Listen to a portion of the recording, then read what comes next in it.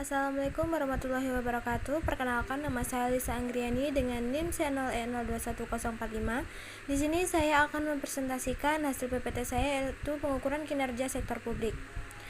Pengukuran kinerja organisasi sektor publik. Sistem pengukuran kinerja publik adalah suatu sistem yang bertujuan untuk membantu manajer publik menilai pencapaian suatu strategi melalui alat ukur finansial dan non-finansial. Pengukuran kinerja dilakukan untuk memenuhi 3 maksud tersebut. Yang pertama, pengukuran kinerja sektor publik dimaksudkan untuk membantu memperbaiki kinerja pemerintah. Yang kedua, ukuran kinerja sektor publik digunakan untuk ukuran kinerja sektor publik digunakan untuk pengalokasian sumber daya dan pembangunan keputusan. Yang ketiga, ukuran kinerja sektor publik dimaksudkan untuk mewujudkan pertanggungjawaban publik dan memberikan komunikasi kelembagaan.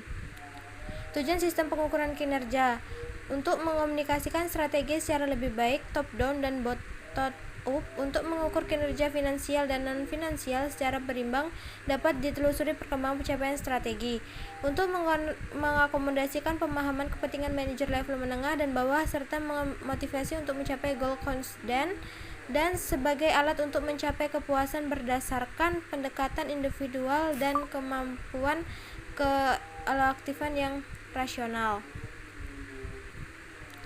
Manfaat pengukuran kinerja: memberikan pemahaman mengenai ukuran yang digunakan untuk menilai kinerja manajemen, memberikan arahan untuk mencapai target kinerja yang telah ditetapkan, untuk memonitor dan mengevaluasi pencapaian kinerja dan membandingkannya dengan target kinerja, serta melakukan tindak korektif untuk memperbaiki kinerja, sebagai dasar untuk memberikan penghargaan dan hukuman secara objektif atas pencapaian prestasi yang diukur sesuai dengan sistem pengukuran kinerja yang telah disepakati, sebagai alat komunikasi antara bawahan dan pimpinan dalam rangka memperbaiki kinerja organisasi, membantu mengidentifikasi apakah kepuasan pelanggan sesuai telah terpenuhi.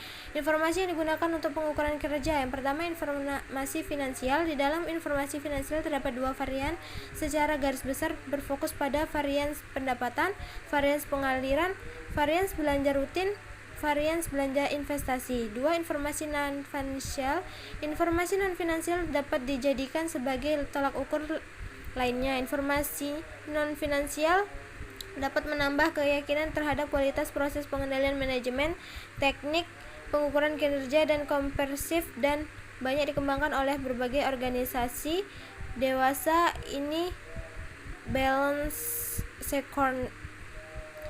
Peranan indikator kinerja dalam pengukuran kinerja: biaya pelayanan, penggunaan, kualitas dan standar pelayanan, cakupan pelayanan, kepuasan, satisfaction. Indikator kinerja dan pengukuran value for money. Value for money merupakan konsep pengelolaan organisasi sektor publik yang mendasarkan pada 3 elemen utama, yaitu ekonomi, efisiensi, dan efektivitas. Mekanisme yang diperlukan untuk menentukan indikator kinerja antara lain sistem perencanaan dan pengendalian, spesifikasi dan standarisasi, kompetensi teknis dan performalisme, mekanisme ekonomi dan mekanisme pasar, mekanisme sumber daya manusia. Pengukuran value for money. Kriteria pokok manajemen sektor didasari atas ekonomi, efisiensi, efektivitas, transparansi, dan akuntabilitas publik, dengan tujuan yang dikehendaki masyarakat mencakup pertanggungjawaban atas pelaksanaan, yaitu ekonomi, hemat cermat dalam pengadaan dan alokasi sumbernya, efisiensi berdaya guna dalam penggunaan sumber daya, serta efektif berhasil guna dalam artian mencapai tujuan atau sasaran. Pengembangan indikator value for money. Peranan indikator adalah untuk menyediakan informasi sebagai pertimbangan untuk pembuatan keputusan. Indikator value money dibagi menjadi 2 bagian, yaitu indikator alokasi biaya, ekonomi dan efisien, dan indikator kualitas pelayanan, efektivitas. 3 pokok bahasan dalam indikator value for money. Ekonomi. Ekonomi adalah hubungan antara pasar dan masukan, cost of input. Lanjutan. Efisiensi berhubungan erat dengan konsep produktivitas. Efektivitas pada dasarnya berhubungan erat dengan pencapaian tujuan atau target kebijakan hasil guna, dan hubungannya dapat digambarkan sebagai berikut. Indikator efektivitas biaya. Indikator efisien dan efektivitas harus digunakan secara bersama-sama, karena di suatu pihak mungkin pelaksanaannya sudah dilakukan secara ekonomis dan efisien, akan tetapi output yang dihasilkan tidak sesuai target.